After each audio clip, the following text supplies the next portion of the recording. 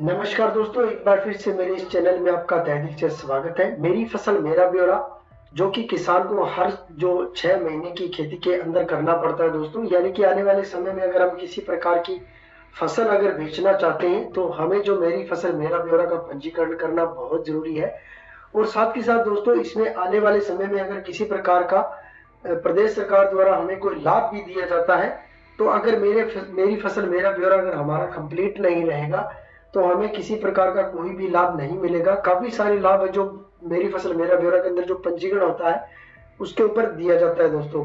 समय रहते अपना मेरी फसल मेरा ब्यौरा का जो पंजीकरण है दोस्तों, वो आपको कर लेना है।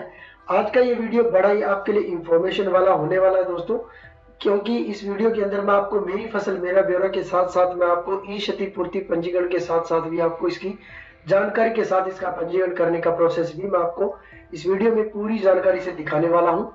तो दोस्तों, पूरा वीडियो देख लीजिएगा, हर सर्विस को अच्छे से समझ लीजिएगा।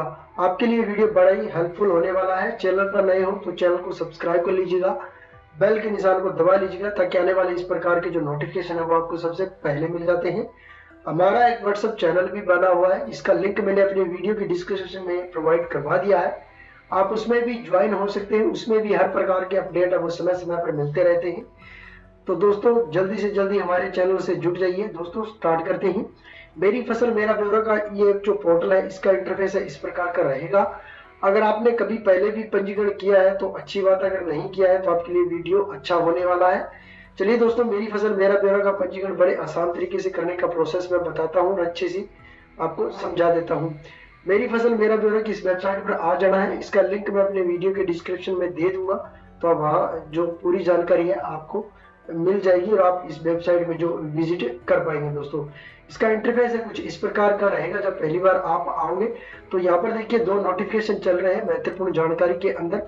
यहाँ पर रजिस्ट्रेशन करने के साथ साथ मेरा फसल मेरा ब्यौरा के इसके नीचे है ई क्षतिपूर्ति पंजीकरण के लिए, यहाँ क्लिक करें। तो पहले मैं आपको मेरी फसल मेरा ब्यौरा का पूरी डाटा आपको कंप्लीट करके दिखाता हूँ, फिर जाकर ई क्षतिपूर्ति का पंजीकरण वो भी आपको करके दिखाऊंगा कि किस प्रकार से जो इसका बेनिफिट है वो आपको मिलेगा। ई क्षतिपूर्ति पंजीकरण उन कैंडिडेट का, उन लोगों का किया जाएगा जिनकी फसल है किसी कारणवश से खराब हो गई है, किसी बाढ़, सूखा या फिर कोई ओलावृष्टि या बारिश की वजह से, या कई अन्य कारण होते हैं। सभी के सभी कारण इसमें आ जाते हैं। जिस भी कारण से आपकी फसल खराब हुई होगी तो इसमें आप पंजीकरण कर सकते हैं। इसमें प्रदेश सरकार आपको जो आपका नुकसान हुआ है उसकी भरपाई के लिए इसमें आपको आर्थिक सहायता प्रदान करती है।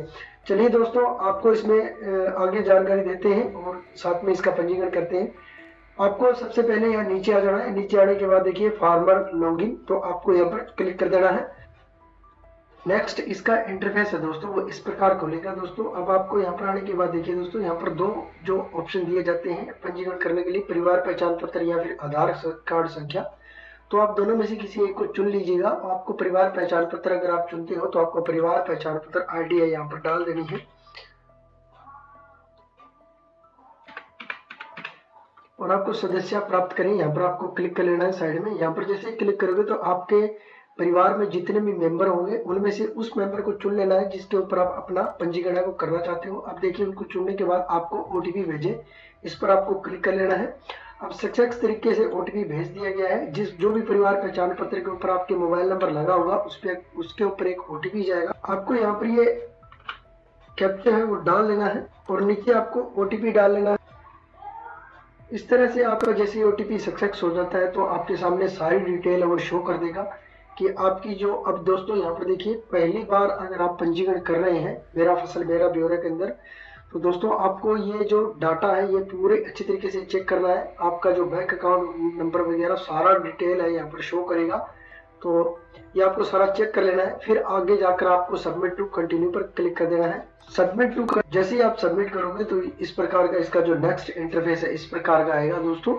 अब दोस्तों, यहाँ पर आपको है वो रबी की फसल का जो सीजन है वो चुन लेना है और इसके बाद आपको देखिए जो भी आपका जिला है वो जिला आपको चुन लेना है। जिला चुनने के बाद आपकी तहसील आपको चुन लेनी है। तहसील चुनने के बाद आपको गांव आपका जो भी हो वो आपको चुन लेना है। सर्च वाई के अंदर दोस्तों आपको मुरब्बा संख्या द्वारा आप पंजीकरण करना चाहते हो, मालिक के नाम से करना चाहते हो, तो इस हिसाब से आप मुरब्बा संख्या वगैरह है वो आपको यहाँ पर डाल लेना है। अब मुरब्बा संख्या आपको डालने के बाद देखिए दोस्तों, यहाँ पर जो भी आपका मुरब्बा हो तो आपको देखिए समझाने के लिए मैं 1 नंबर मुरब्बा चुन रहा हूँ। अब यहाँ पर क्या करना है, देखिए इस प्रकार से आएगा। अब ऐड क्रॉप के अंदर आपको यहाँ पर क्लिक कर देना है। ऐड क्रॉप के अंदर जैसे ही आप क्लिक करोगे तो आपका देखिए जो चूज क्रॉप है, इसके अंदर आपको जो भी आपकी फसल है जो कि इस समय आपको आगे बेचनी है समय आते, तो आपको उसे चूज कर लेना है। चूज करने के बाद अब देखिए फसल की जो विविधता है, अगर आप इसमें से कोई क्वालिटी चुनना चाहते हैं, फसल की कौन सी कैटेगरी की थी वो चुन सकते हो, नहीं तो कोई दिक्कत नहीं, इसे पड़ा रह दीजिए। और फसल को बोने का समय कौन सा था, अक्टूबर नवंबर दिसंबर, तो उस हिसाब से आपको चुन लेना है। अब कितना समय जो कितना आपने जो फसल बोया है ये किसी और का है तो उस हिसाब से कर लीजिए, या इस जो मुरब्बा संख्या में है इतना आपने बोया है तो उस हिसाब से हटा लीजिए। सारा आपने बोया है तो सारा इसमें यहाँ पर क्लिक रहने दी। अब यहाँ पर जो प्रकार चुनना है कि मालिक यहाँ पर जो खुद काश्त हो पंजीकरण करे तो इसके मालिक खुद काश्त हो, या फिर रिकॉर्ड में अन्य काश्तर हो, या फिर अन्य काश्तर हो, यानी कि ठेके वगैरह अन्य काश्तर करोगे तो यहाँ पर देखिए ठेका बटाई मालिक से पारंपरिक संबंध वगैरह आपको चुनना पड़ेगा। यहाँ पर आपको ये सब कुछ चुनना पड़ेगा। अगर यहाँ पर आप जो परिवार जो मालिक खुद काश्त यहाँ पर चुनेगा तो यहाँ पर देखिए चूज ओनर नेम आ जाएगा। यहाँ पर जैसे ये ओनर नेम मैंने डाल दिया है और इसके बाद देखिए यहाँ पर जो फैमिली आईडी वगैरह वो आ जाएगी और आपको यहाँ पर सबमिट कर देना है। अब जैसे दोस्तों यहाँ पर आप सबमिट कर देते हो तो आपका जो भी क्रॉप है वो यहाँ पर ऐड हो जाएगा। इस प्रकार से आप जो भी मुरब्बे के अंदर जितने भी आपके किले वगैरह आते हैं उस हिसाब से आप ऐड करते जाओगे और लास्ट में आकर आपको देखिए यहाँ पर मंडी आड़तीय विवरण है, यहाँ पर आपको क्लिक कर लेना है। ये नेक्स्ट स्टेप ऑटोमेटिक खुल जाएगा जैसे ही आप सबमिट करोगे। इसके बाद अगर किसी प्रकार का कोई किला होता नहीं है तो शिकायत दर्ज कर सकते हो। इस प्रकार से आप अपना पंजीकरण है वो कर सकते हो दोस्तों। जैसे ही आपका पंजीकरण इस तरह से कंप्लीट हो जाता है तो अब आपको देखिए जो ई क्षतिपूर्ति पोर्टल है इसमें आपको क्लिक कर लेना है। यहाँ पर आ जाना है, देखिए ई क्षति जो पोर्टल है यहाँ पर आप क्लिक करोगे। ये दोस्तों मैं इसलिए बता रहा हूँ क्योंकि इसके अंदर काफी सारी जानकारी आपको मिलने वाली है। ई क्षतिपूर्ति जो पंजीकरण है दोस्तों उस कैंडिडेट का होगा जिस कैंडिडेट ने पहले पंजीकरण किया होगा। आपको मैं इसमें लाइव प्रूफ दिखा देता हूँ। अब जो देखिए दोस्तों वैसे उसी प्रकार से आपको परिवार पहचान पत्र है वो नंबर डाल लेना है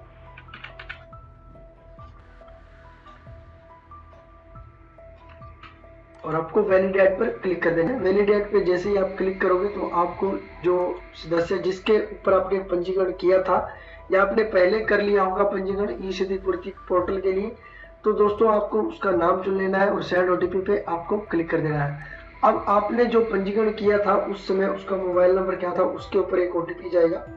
ओटीपी डालने के बाद आपको सबमिट पर क्लिक कर देना है और आपका ओटीपी वगैरह जो सक्सेसफुल लेने के बाद आपको यहाँ पर ओके पर क्लिक कर देना है। अब दोस्तों सबसे जो जरूरी पॉइंट है दोस्तों वो यही समझने वाला है। अब आपको देखिए यहाँ पर आपका सारा डाटा है वो शो कर देगा, फैमिली आईडी वगैरह नाम वगैरह किसके ऊपर आपने पंजीकरण किया था। अब दोस्तों यहाँ पर देखिए आपको यहाँ पर सबमिट कर देना है। सबमिट करने के बाद आपको क्या करना है, यहाँ पर आप आओगे तो यहाँ पर देखिए फसल जो नुकसान है पंजीकरण है, यहाँ पर आपको पूरी डिटेल शो करेगा। इस प्रकार से आपकी जो डिटेल है यहाँ पर शो करेगा। तो आपको देखिए यहाँ पर ईयर डाल लेना है। मान लो आपने पंजीकरण करना है, इसमें आपकी फसल का कोई खराबा हुआ है किसी वजह से। अब इसके अंदर आप पंजीकरण करोगे तो यहाँ पर नो रिकॉर्ड दिखा रहा है, पर्सनल डिटेल लैंड डिटेल। तो जैसे ही आप सर्च करोगे तो आपका जो डिटेल है यहाँ पर शो करेगा, यहाँ पर नहीं कर रहा है। तो यही जो पॉइंट है वो समझाने वाला है दोस्तों। अगर आप पंजीकरण नहीं करोगे तो ई क्षतिपूर्ति जो पंजीकरण है वो नहीं कर पाओगे, किसी प्रकार की जो सहायता सरकार करना चाहेगी वो नहीं कर पाएगी।